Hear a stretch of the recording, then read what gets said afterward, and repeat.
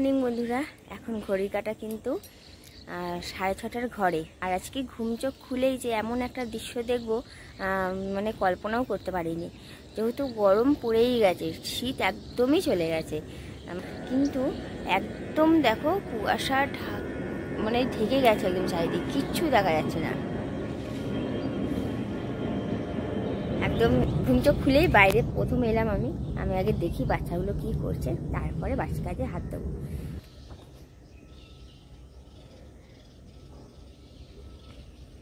ব্যাস আমাকে দেখে নিয়েছে, এবার উঠে পড়বে, কাঁদতে থাকবে। গরমকালের মধ্যেও এরকম একটা কুয়াশা ভরা সকাল দেখব, কি করে আশা করব বলো? আশা তো করিনি। ওই জন্য একটু বেশ ভালো লাগলো, তোমাদের সঙ্গে শেয়ার করলাম। আর আমি বুঝতে পারছি না, এরকম কুয়াশা ভরা সকাল শুধু কি আমাদের এখানটাতেই চোখে পড়লো, মানে দেখা গেল, মানে শুধু খাল পুকুরগুলো বেশি পরিমাণে আছে বলে, নাকি পুরো কলকাতা বা কলকাতার আশেপাশেও এরকম হয়েছিল সকালের দিকটা? তোমাদের ওখানেও হয়ে থাকলে কমেন্ট করে প্লিজ জানিও, তাহলে আমি জানতে পারবো যে সব জায়গাতেই মোটামুটি হয়তো এরকম কুয়াশা মানে হয়েছিল। কী কারণে হয়েছিল সেটুকু আমি বুঝতে পারছি না, কিন্তু যাই হোক ভালো লাগলো দেখে যে গরমকালের মধ্যেও মানে শীতকালের মতন একটা ওয়েদার সকালবেলায় চোখে পড়লো। তো যাই হোক বন্ধুরা, একদম বাসি কাজে হাত দিয়ে দিয়েছি, দেখতেই পেলে। ঘর বারান্দা সব ঝাঁট দেওয়া হয়ে গেছে, এবার এখানটা জল ঢেলে ধুয়ে তারপরে একদম ঘর মোছার কাছে হাত দেবো। এটা প্রত্যেক দিনেরই রুটিন, মানে এই সামনেটা আগে জল দিয়ে ধুয়ে দিই, দিয়ে তারপরে ঘর বারান্দা মুছি। তো চলো সঙ্গে থেকো, আর যারা নতুন দেখছো তারা কিন্তু অবশ্যই চ্যানেলটাকে সাবস্ক্রাইব করে আমার সঙ্গে থেকো আর একটু সাপোর্ট করো। তো বন্ধুরা, চান হয়ে গেছে, আর এই বক্স জানলাটা নিয়ে একটা কথা বলি তোমাদের সঙ্গে। জানো তো, এই বক্স জানলাটা খুব পছন্দের, খুব শখের একটা আমার জিনিস, একটা মানে জায়গা। আমাদের বিয়ের ঠিক আগেই মানে আমাদের এই দুটো ঘর বানানো হয়েছিল। আমার শ্বশুর শাশুড়ি যে রুমটা থাকে আর আমরা যে রুমটা থাকি, তখন কিন্তু আমার বর জানতো যে মানে আমি বক্স জানলা কতটা ভালোবাসি। ওই জন্য কিন্তু এটা আমাকে বানিয়ে সারপ্রাইজ দিয়েছিল। যখন বানিয়েছিল তখন বলেনি, বানানো হয়ে যাওয়ার পর আমাকে দেখিয়েছিল যে দেখো তোমার একটা শখের জিনিস আমি বানিয়ে দিয়েছি। আর ওইদিকে কিন্তু মাকে রান্না জোগাড় করে দিয়ে এসেছি। আজকে দেখালাম না, কারণ শুধু আজকে ডাল আলু ভাতে ভাত হবে, আলু ছাড়িয়ে প্রেসার কুকারে দিয়ে এসেছি ওইটুকু, তো ওই জন্য তোমাদের সঙ্গে শেয়ার করলাম না। তারপরে চলে এসেছি বাচ্চাগুলোকে বার করতে, মানে ও সকালবেলা একটু খেলুক, ওর মায়ের দুধ খাক, ওদেরও ভালো লাগবে।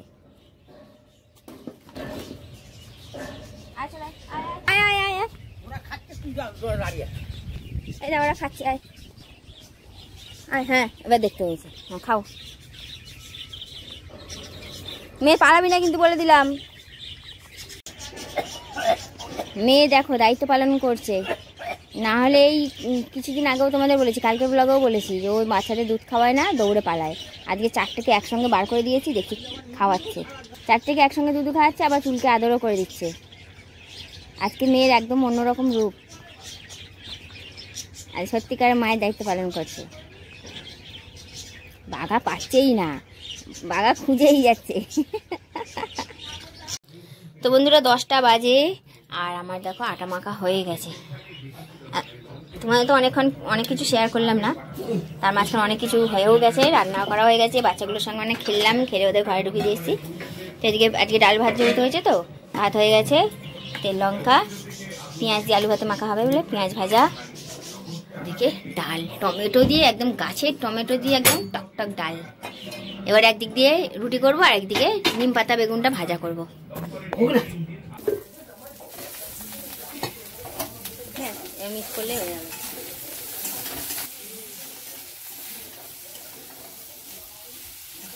দাদুর বাগানে যাচ্ছি, মানে তোমাদের তো গতকালের ব্লগে বলেছিলাম যে মহাবিপদ আসতে চলেছে, একদম মাটি তুলবে।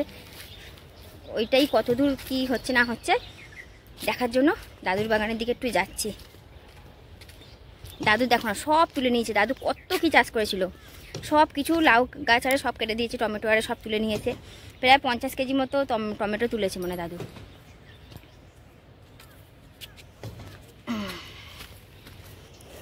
ওই দেখো ওখানে মেশিনটা রাখা, ওই যে ওখানে রাখা, এখনো কাজ শুরু করেনি। দাদু দেখো কত, মানে 50 কিলোর ওপরে টমেটো তুলেছে, তাও কত পড়ে আছে, সব তুলে নিয়েছে। কত গাছপালা ছিল পুরো ফাঁকা করে দিয়েছে। ওই দিকটা দেখেছিলে না, পুরো লাউ গাছ, বাঁধাকপি, ফুলকপি, ওলকপি সব ছিল, একদম পুরো ফাঁকা করে দিয়েছে, যেহেতু মাটি দিয়ে চাপা দিয়ে দেবে ওই কারণে।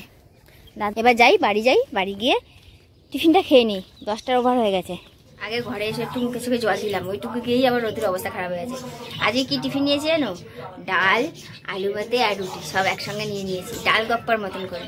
মাও তাই খাবে, একটা রুটি ডাল দিয়ে খাবে আর একটা রুটি খাবে নিম বেগুন দিয়ে। মা নিয়ে নিন মা রুটির মধ্যে। তো চলো টিফিনটা করিনি, একদম আজকে হেভি টিফিন হবে। এই যে ডাল দিয়ে রুটি দিয়ে খাচ্ছি, একটা রান্নার কথা মনে পড়ে গেল, ডাল গপ্পার কথা। যখন আমরা ছোট ছিলাম আমার মা খুব বানিয়ে খাওয়াতো, আর ভীষণ পছন্দের একটা রান্না ছিল, খুব ভালোবাসতাম। এখন ইচ্ছা করলেও কোনো উপায় নেই, কাকে বলবো? মা যদি বেঁচে থাকতো, মাকে বললে মা নিশ্চয়ই করে খাওয়াতো। ওই যে একটা কথা আছে না, কপালে না থাকলে ঘি, ঠকঠকালে হবে ঘি।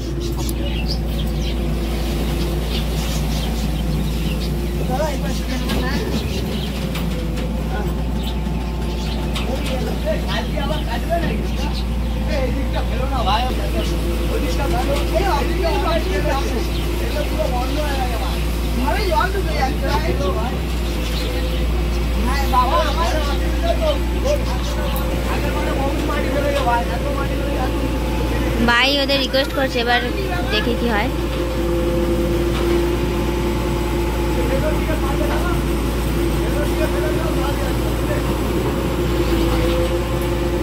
ভাই আর মা দুজনে রিকোয়েস্ট করছে, ভাগ্যিস ভাই ছিল, নাহলে তো আমাদের দুজনের কথা হয়তো শুনতোই না। জলটা হচ্ছে দেখেছো, একদম সমুদ্রের জলের মতো।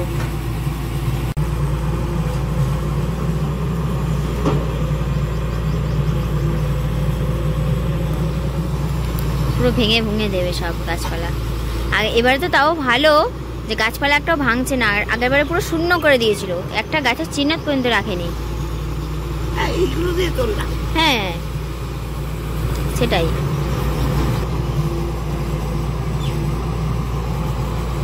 ওদের ভাই রিকোয়েস্ট করলো যে আমাদের এই সামনেটুকু যাতে না ফেলে।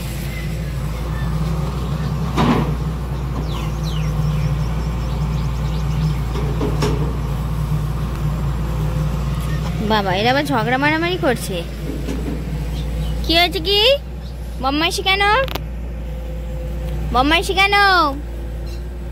বকা দেবো?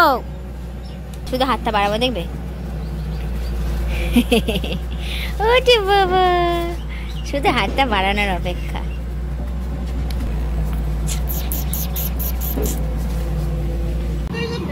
এবার দেখো ওই পাইপটাকে কিভাবে ফেলবে, ওই দেখো ঢুকে গেল। মানে কতটা করে ভাই মাটির তলায় ঢুকে যাচ্ছে পাইপটা।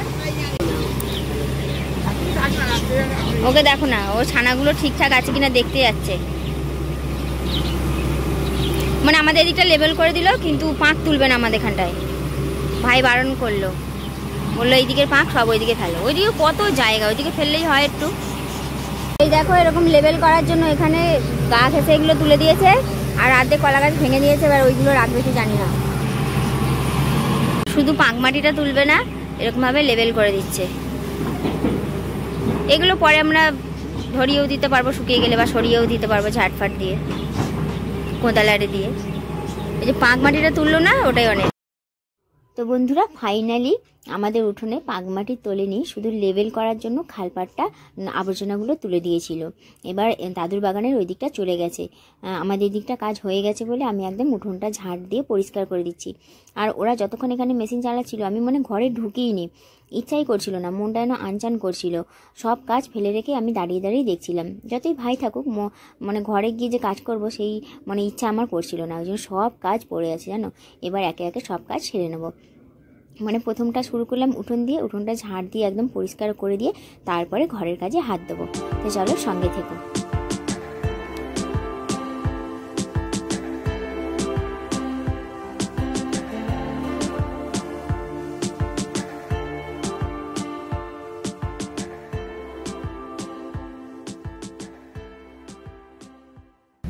তো বন্ধুরা দেখো, দেখে মনে হচ্ছে ওই উঠোনটা একটু আগে কত নোংরা ছিল, আমি পুরো হাঁপিয়ে গেছি। ঝাঁট দিতে দিতে পুরো ঝাঁট দিয়ে পয়সা করে দিয়েছি, যতটুকু পারলাম। পুরো হাঁপিয়ে যাচ্ছি আমি, মানে সামনেটুকু পয়সা করে নিয়েছি, ওইদিকে তো আর দেওয়া যাবে না। এবার চলো ঘরের কাজ করব। এদের জন্য অনেকটা বেলা হয়ে গেল, মানে অনেক কাজ পড়ে আছে, বাসন আর সব পড়ে আছে।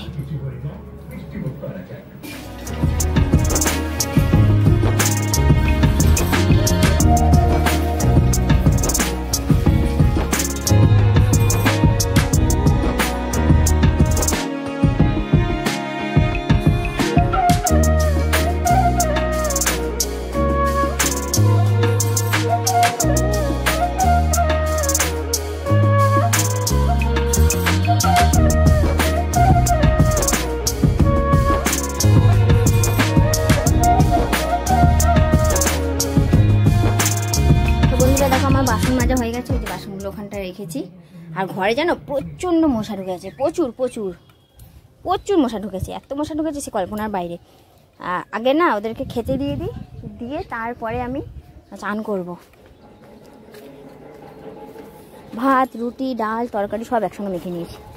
এই তুই কি করে ঢুকলি? তাহলে তুই এখানে থাকবি ছানাদের কাছে? থাক, তাহলে বাচ্চাদের দুধ খাবা, তাহলে পরে বাচ্চাদের ভাত দেবো। থাক, তাহলে ও আছে থাক। কেন বলো তো, ভাতগুলো এখন দিলে না বাচ্চারা ভাতই খাবে, দুধ খাবে না, নাহলে ও ভাতগুলো ওই খেয়ে নেবে। একটু পরে দেবো, আমি চান করে নিই। ও শ্যাম্পু করে চান করে শান্তি হলো একটু আমার। ঘড়ি কাটা কিন্তু 2টো বেজে গেছে, 2টো ঘরে। ভালো লাগছে বেশ, চানটা করলাম না শ্যাম্পু করে, একদম শরীর হালকা হালকা লাগছে, ভালো লাগছে।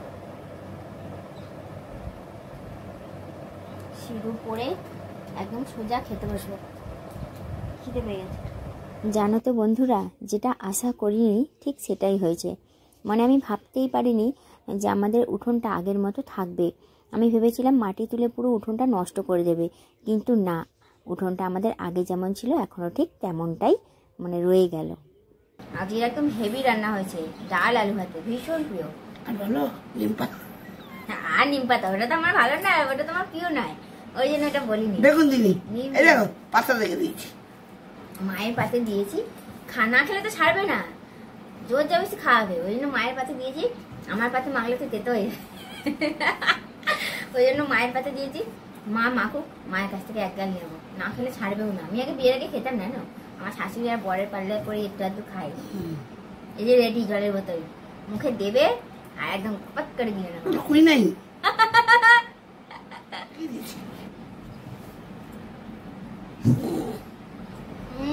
যত নিম পাতা বেছে বেছে আমাকে দিয়েছে, ভাত কম আর নিম পাতা বেশি।